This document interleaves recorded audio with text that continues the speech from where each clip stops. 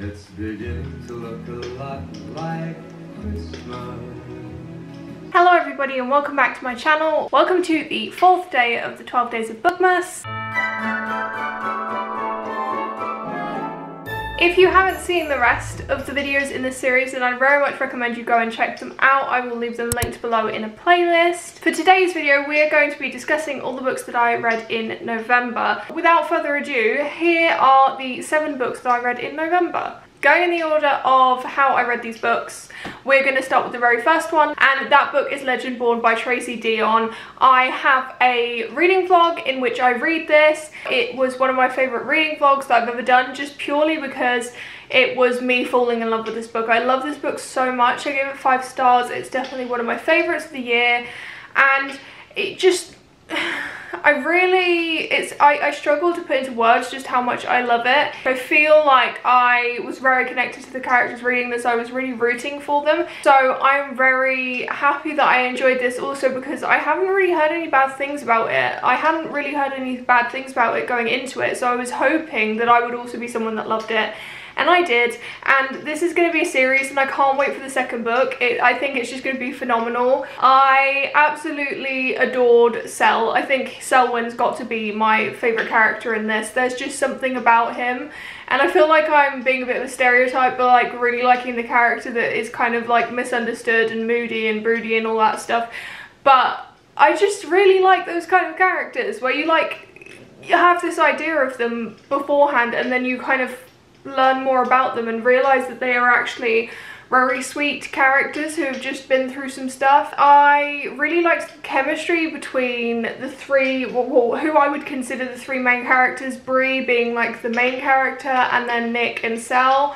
I feel like as a trio, they individually, between them, had some really interesting dynamics and some different dynamics. I'm just very interested to see how that kind of carries on within the next book. The next book that I read in the month of November was The Cousins by Karen M. McManus. I really enjoy Karen M. McManus's books. I think that they're all written really well for what they are. They are YA thrillers, so obviously they are written in a way that is a little bit less complex, I would say, than most adult thrillers, which for the kind of intention I usually have with these books is absolutely perfect. I like to pick these books up when I want something quick to read, something that's relatively easy, that doesn't require too many brain cells, and that I can just kind of, you know, put on cruise control and just kind of cruise through it and not have to think too much. These books are also, yeah, they're fun, is how I would describe them. And that's how I tend to describe a lot of books that are not like the best books in the world, but have just been easy and enjoyable to read.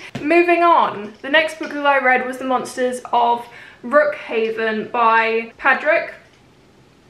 I think it's Patrick Kenny. It's actually, I'm just gonna he is, I believe, an Irish author, so that is hence the different spelling, but I'm pretty sure it's Patrick. Basically, this is just a story about our main character, Mirabelle, who is a monster, and she lives in this house with a bunch of monsters, and there's not that many of them. There is a lot of monsters, but in the house at the moment there's not that many of them. They kind of consider each other family, and that's kind of how they live. Because of that, I kind of read it as being this cool mashup between the Addams family, because it's kind of like this family that lives in a house that's quite secluded from the rest of town.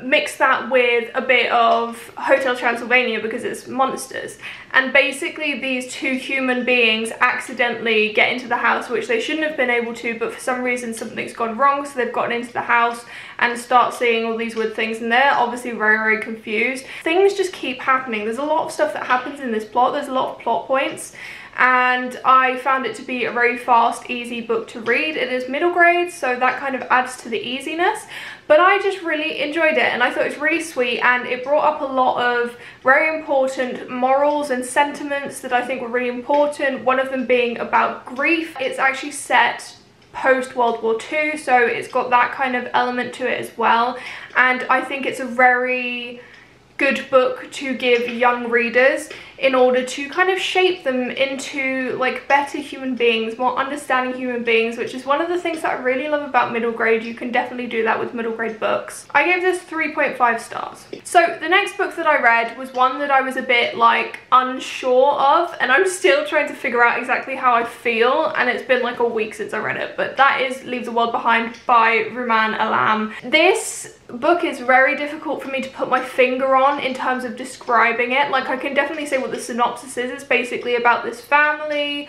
who go on holiday. They go and stay in this kind of Airbnb that's very nice. It feels very upper class. And then all of a sudden, one night, something really strange happens because these two people show up, and they like this older couple, and they basically say that they own the Airbnb and something's gone wrong. So they come to this Airbnb and basically say, oh, we need to stay here. Things are happening. They're saying something's going on outside, but the family that are in the house don't actually know if that's the truth or like what's going on. I'm not going to say anything about like what happens or like what's going on, but I will say this is very sparse in terms of describing what's actually, I mean, no, it's good at describing kind of the feelings, but you really are in that perspective of like just being in it, like secluded and not having a bloody idea what's going on, and just like being confused. Like, you are as confused as the characters.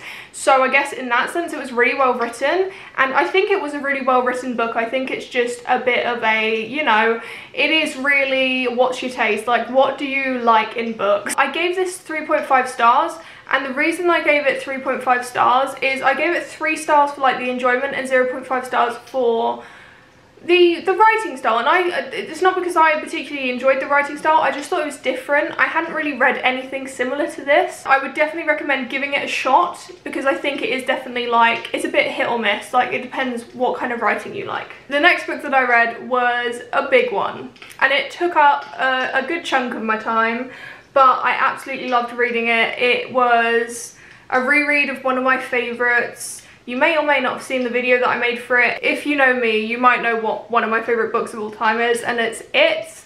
And some people might question why this would be someone's favourite book, and some people might understand why. But I just, like, at the base of it, at the core of it, I love this story. I love the Losers Club. I love all of the characters.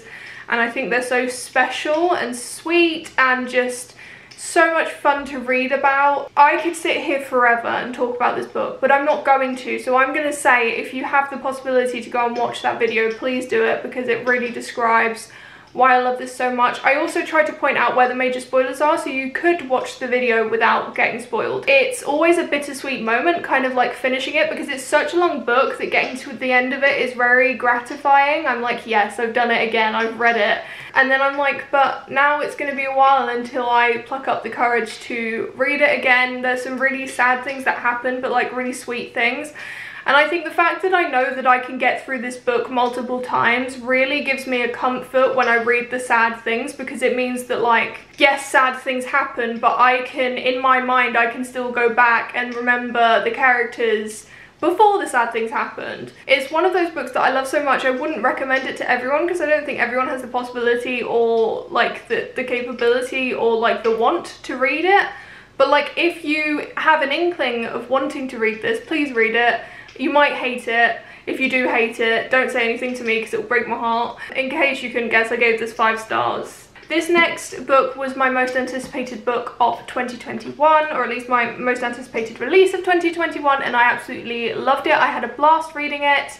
It wasn't the best book by far, but because of personal reasons, I just really enjoyed this. That book that I'm talking about is The Final Girl Support Group by Grady Hendrix. I absolutely love this. I love slasher movies. I think I've mentioned it in the majority of videos that I've made since October. I just really love them. They're so cool, they're so fun, they're so cheesy and campy, especially if you watch the ones from like the 70s and the 80s. They've just got a very certain vibe to them, which I really, really like. And this really pays homage to some classic slasher films that if you watch slasher films you will know and love. I love all the references. I found it to be relatively funny. I think Grady Hendrix is good at adding a little bit of comedy into his kind of horror. I don't think any of his books that I've read have been like scary. They've been like fun. I ended up giving it 4 stars for the enjoyment of it. We are coming to the end of this, and we're going to talk about the last book that I literally finished a couple of days ago and I bloody loved. That is House of Earth and Blood by Sarah J Maas. Bloody loved this book.